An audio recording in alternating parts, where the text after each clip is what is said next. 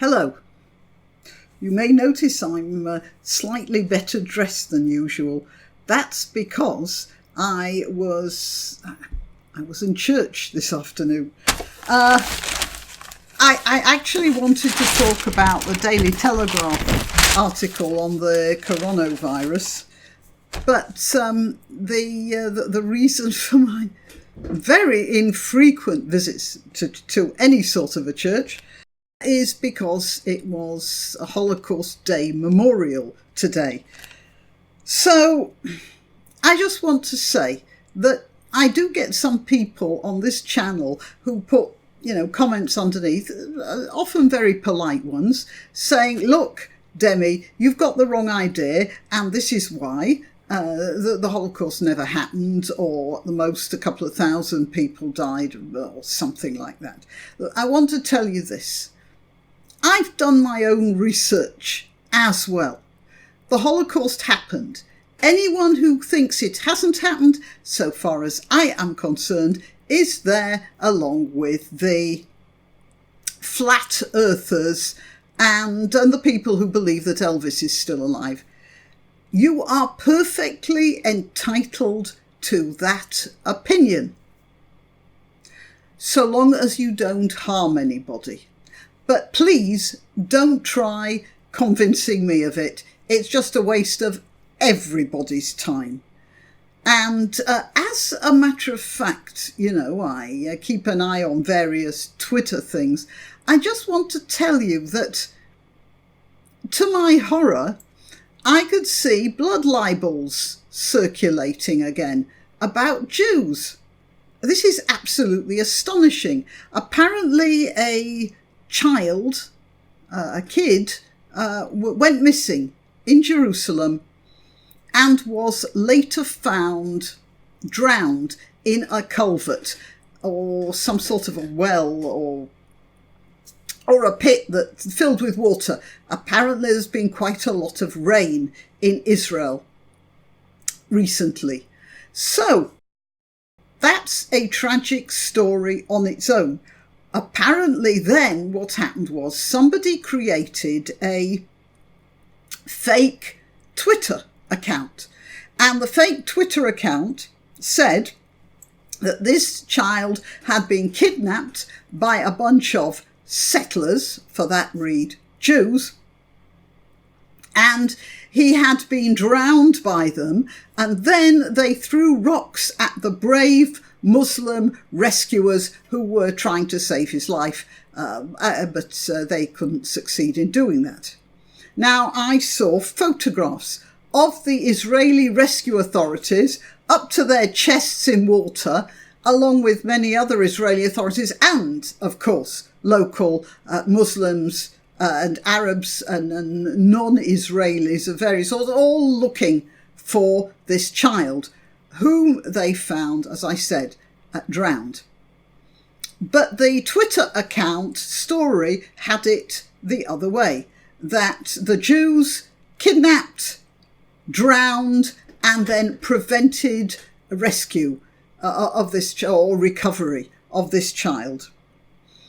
This was then retweeted by somebody who's called Hanan Ashrawi. Sometimes she's called Dr. Hanan Ashrawi.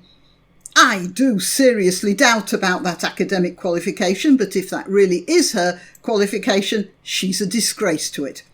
Anyway, that went out into the wide world and was picked up by our old friend Rashida Tlaib, who is an American congresswoman. And, oh, my heart breaks. This is terrible what the Israelis, for that read, Jews, are doing to Palestinians, for that read, helpless Arabs, who, of course, are no such thing. I mean, they're Arabs. They're certainly not helpless. Okay, so this is a US congresswoman. This tweet, I believe, was picked up by George Galloway, who also spoke about his heartbreaking, I think, about the terrible behaviour of the Israelis. The story has done the rounds. And then the parents, now this is very interesting, the parents of the child then said on public record, Nobody kidnapped him. He wandered off and he drowned by accident, which just shows that a lot of people have been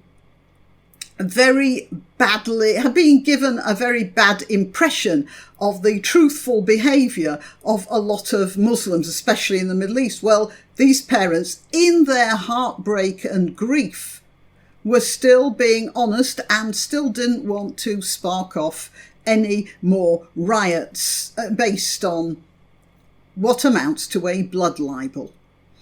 And they told the truth, and it shows that there are people in those communities who don't want war and strife. And that's actually made me feel a lot better about this whole sorry mess. But what I am saying is that even now, even today, I was there listening to the minister talking about, that thing, what's his name? I keep forgetting his name. The one who said, first they came for the communists and nobody... Well, some of you may not know this. So maybe I'll look it up. It goes, first they came from the communists, but then I didn't speak up because I'm not a communist. Then they came for the... first... You see the papers in the way. They came for the... Let's see if that gets it. Here we are. A German Lutheran pastor, Martin Niemöller. First they came for the socialists, and I did not speak out because I was not a socialist. Then they came for the trade unionists, and I did not speak out because I'm not a trade unionist. Then they came for the Jews, and I did not speak out because I was not a Jew. Then they came for me, and there was no one left to speak for me. Niemöller was a saint, a saintly man. He lived a saintly life, and he died the death of a saint. And I've completely lost my track. But I'll just proceed. So, the minister was, he quoted this, slightly misquoted it, but it doesn't matter, it's about the same. And while he was saying this, I was thinking of this blood libel because I don't know how many of you know this, but in our British history there have been two such blood libels. One was William of Norwich, I think, and Hugh of Lincoln. Or Hugh of Norwich and William of Lincoln. Anyway, one or the other, in which boys were found dead, and the local Jewish community was blamed for the murder. Generally speaking, it was to do with stealing his blood to bake their bread. Generally speaking, in these sorts of situations, the entire community gets wiped out. So it happened then, and now somebody, obviously some sympathiser with the Arab cause, decided to use this story and make a blood libel, a very similar blood libel. A little boy goes missing, and then Jews are blamed for his murder. Interestingly enough, in Iran, they reported this, because they have made films showing Jews cutting kids' necks to pour their blood out into some sort of sacramental bowl. So there's a television series, a drama series in which that happened. So the people there actually believe in this stuff. This is supposed to have happened. So they printed this story about the nefarious Jews taking this little boy and drowning him. And then when it became obvious that this was, complete fabrication, they wrote a retraction which went something like, well, they didn't do that, but when the Muslim authorities tried to rescue the boy, they stopped them from pulling him out the water before he drowned, or something along that. They still had to do this. So these things are going on now, and I was there listening to this minister talking about this situation as a historical event. and reminding us that these things are going on now. You know, there's Rwanda and there's the Rohingya and there's Serbia, Bosnia, he named the Tutsis, of course, and the Hutus. There's all sorts going on. So, you know, it wasn't just the Jews, but the Jews are being particularly in the news now. And this was it fresh in my mind while I was sitting there listening to him. And believe me, it wasn't a pleasant experience. But I wanted to talk about this article in the newspaper. China's rulers facing questions after reports of killer virus suppressed. Now, it's here in the paper. You see, I don't have a subscription. Maybe I should get one. To the Telegraph webpage. And this is a big paper. So I am going to have trouble scanning it. So I might not try. My scanner will only take A4. Or rather, to be accurate, my scanner will take only A4. Let's get that only in the correct place. But it reminded me of why I have the feeling that China's never going to amount to very much.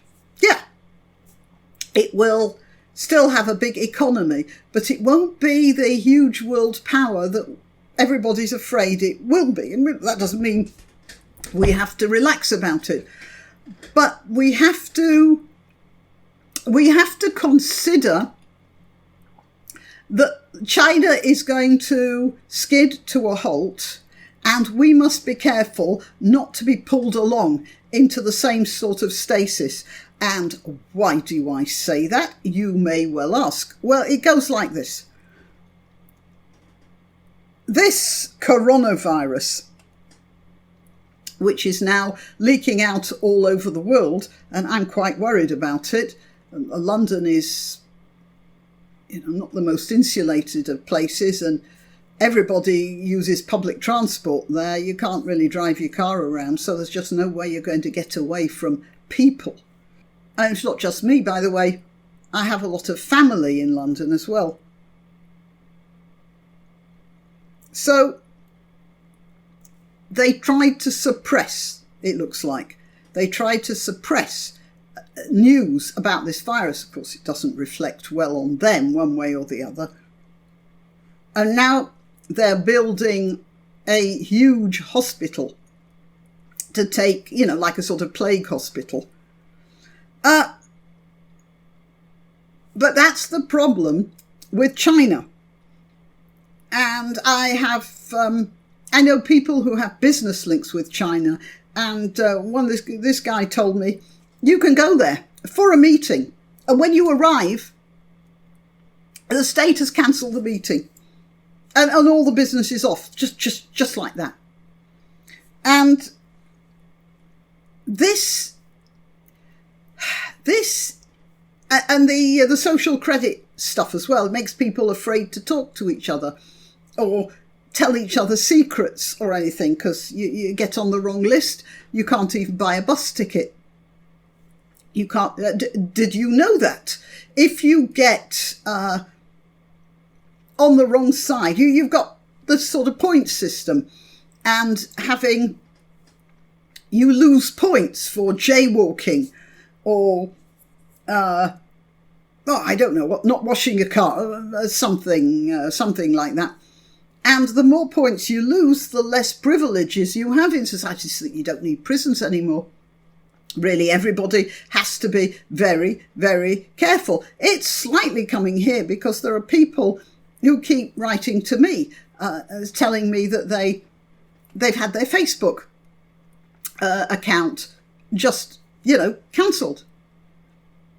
Just because they said or posted the wrong thing. And this is pretty bad. I know I use Facebook rather a lot. Not that I use it, but a lot of my colleagues do, and they leave messages. And if I weren't on Facebook, then it would be colossally inconvenient for me. It wouldn't be terrible, but it would be very inconvenient. So that's something, it seems to me, that Facebook has learnt from from China. And China is, there's always a tendency with governments, when they put a restriction around something, the tendency is to tighten the restriction. It always is a sort of human thing. It happens with religion as well, talking about religion. So this happened to China in the 15th century. There was an explorer, a Chinese explorer, a famous admiral. He took a big boat all, around the world. I think he went round the coast of Africa. He was mapping the place. He was looking for sources of materials, trading opportunities, all that sort of thing. When he got back, the emperor said, no more trips abroad. Well, China's big enough. We can provide everything we need, and indeed they could. And we don't need to go exploring on the high seas and bringing in foreign ideas. So what happened? China just sort of closed in on itself, and it coasted along quite well for a few hundred years. But of course, because it didn't know it knew less and less about the outside world. When the outside world finally just appeared, China didn't know what to do. They thought they were all right. They thought they were pretty solid. Within a few years, they'd been taken over and carved up by America and Britain and France, just everything. They had no defences. It's a bit talking about viruses. It's a bit like if you've been kept in a bubble all your life, and then suddenly they take the bubble away, and you come down. You die of the common cold. You're just not used to those sorts of things anymore. Now, what's happened in China is that they have closed in on themselves. They are closing in on themselves more and more, and it will carry on going. I mean, most rulers think, well, we can control it, we can stop things from closing in too much, but you never can. And in the end, China is going to grind to a halt through lack of, competition, so to speak. And so here they knew about this virus, but you see, it doesn't have to have been a huge decision from above. It could have been a lot of little decisions all the way along the line. Doctors in hospitals don't want to tell the area health authority that there's a problem in their hospital because it's going to imply that they're not doing their job properly. And then the health authorities don't take the area health authorities, the town health authorities don't tell the area health authorities because that's going to look like they don't have a grip on things, and so on and so forth. And they're frightened to say things, and before you know it, it's probably all the way around. And that's because the Chinese authorities feel like they have to control everything. And of course you can't. So it says here, was the World Health Organization put under pressure not to declare an emergency? I'll just read this here by Sophia Yan in Beijing and Sarah Newey. China's status as a major superpower clearly places it outside the normal actions of the World Health Organization. Experts warn, I don't know what that means. What do you mean? Surely the World Health Organization, the normal actions thereof should be to stop viruses from spreading the way this has been spreading. But apparently, I don't understand these things too well. The novel virus has been detected in nearly every province in China. Yeah, China's a very big place, for a virus like that to be in every province. By the time we hear about it, it means it's been going on for quite a while. Experts thought that the WHO would declare a global health crisis this week, which would put emergency measures in place, but it said it was too early. In a decision that baffled many, obviously, I'm not the only one then. The criteria for declaring a health emergency of international concern have been met, said Yang Zhong Huang, Senior Fellow for Global Health at the Council on Foreign Relations. An entirely disinterested observer, I think. As China has risen up the ladder to become the world's second largest economy, Beijing's appetite for greater recognition on the international stage has grown. The government has tried to curry favour. I'm sorry, but as an ex-comedy writer, the thought of a China currying favour, it seems like maybe they've used that language. So I would have told any student of mine, don't use the word curry here. Try and think of some other way of writing that.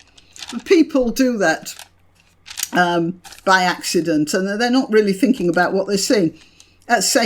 Curry favour at global organisations such as the International Monetary Fund and the United Nations. Oh yes, the United Nations, they're always very straight and good, aren't they? And effective. Its lobbying efforts at the UN have prompted the US State Department to dispatch Mark Lambert, the former special envoy to North Korea.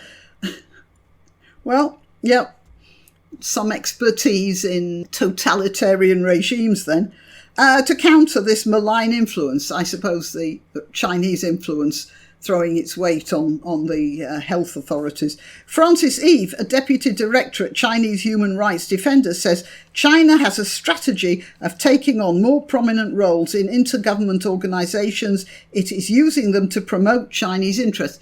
Can't really blame them for that, frankly. Its persistence paid off last May when the WHO included traditional Chinese medicine in its influential compendium. I don't see why not, actually. Which categorises diseases and medical diagnoses. Under Chinese pressure, the WHO excluded Taiwan from the World Health Assembly, I'd say that was wrong, and from receiving global health advice for the past 3 years. That's very wrong. Taiwan, well, you could almost say this is like the wrath of God, isn't it? When you're excluding something from a health system, then you get struck by a health emergency yourself. I'm not saying God really did that, by the way. I'm just saying it's sort of ironic. Taiwan this week again warned that withholding WHO access was creating a loophole in the health security chain, creating a risk for all of Asia, as indeed it is. That puts China outside some of the normal actions taken by WHO, said Laurie Garrett, a member of the World Economic Forum's Global Health Security Advisory Board. There's an awful lot of jobs in these health authorities, and well, I have my own opinion about all of these jobs. But it would be wrong to imply that this is about money. China is a minor WHO donor, its paltry contributions utterly dwarfed by those from the US, UK and Gates Foundation.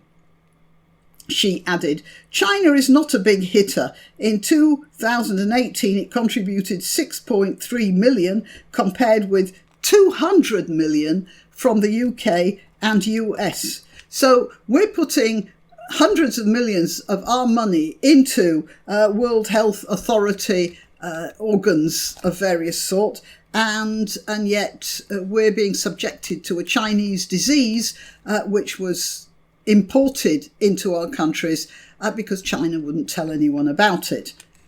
Nice. Several experts said this should lose China influence in the WHO rather than build it. You know, the fact that it's a low contributor. But Prof. Trudy Lang, director of the Global Health Network at Oxford University, said, I don't think there's anything sinister happening. WHO does a good job of trying to genuinely represent all member states. But the agency has also faced criticism for its unwavering praise of the way Chinese authorities have handled the outbreak. The Health Commission in Wuhan could have been quicker in response, said Chen He, a professor at Yale School of Public Health. Officials failed to share information soon enough. There you are. You know, that's what I suspected. Disclosing only to the world on December the 31st, though the mystery disease has been known about 4 weeks, missing a golden time period to implement robust emergency measures, he said. Well, there's going to be more of these.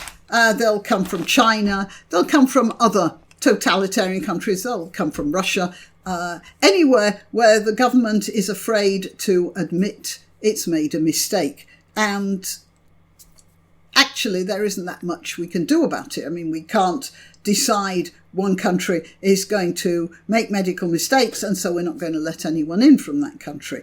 They can't even stop people who have infected their population with terrorism. So, a virus isn't going to get much more attention. But what we can do is be prepared, have, plague hospitals, isolation units, that sort of thing, to deal with this sort of thing if it hits us here. Unfortunately, that's precisely what we are not doing. In Britain, there used to be, they didn't call them plague hospitals. Something like, I've forgotten what they were called, but they were hospitals which were specifically set up for infectious diseases. There used to be one in Muswell Hill, I remember. It got knocked down quite recently, and it's flats, I suppose, by now. But you see, that won't do us any good if this coronavirus really takes hold. As I said, in London, you're on public transport the whole time. You're in recirculated air, offices, all sorts of things. So, okay, well, I was talking about the coronavirus, and I was talking about the virus of anti-Semitism, which appears to be as alive and kicking.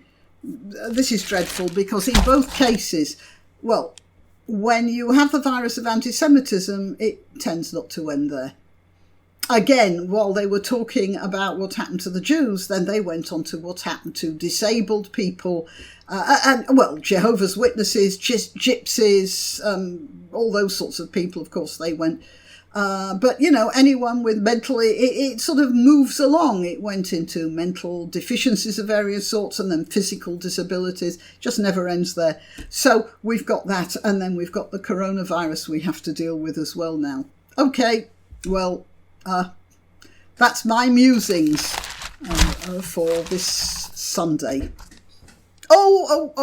Again, please like and share. Sharing is quite important because obviously YouTube aren't doing it. And I look at a lot of YouTube videos, and a lot of people with bigger circulations than me, into the 100,000, they're finding their subscription levels are dropping, and YouTube isn't popping them up as a suggestion, generally speaking, and people complaining are getting the Vox channel all the time, and that sort of thing. So please check your subscription, check the bell if you're so inclined. Please share. And also everybody who has contributed. I've had some lovely contributions this week, and I do appreciate that very much. Thank you very much all. Right, I think that's it now. If you want to donate or contact, the information will be rolling over the Graniopteryx as I speak. Please like, subscribe and share because it does help with the algorithm. If you visit my channel on YouTube and one day discover that I've disappeared without warning, you'll still find me on BitChute or Minds. Just go to either of those platforms and do a search for Graniopteryx. If you're already watching this on BitChute or Minds, good for you. Meanwhile, if you're watching this on YouTube, remember that you must keep checking the subscribe and bell icons because occasionally they reset. Till next time.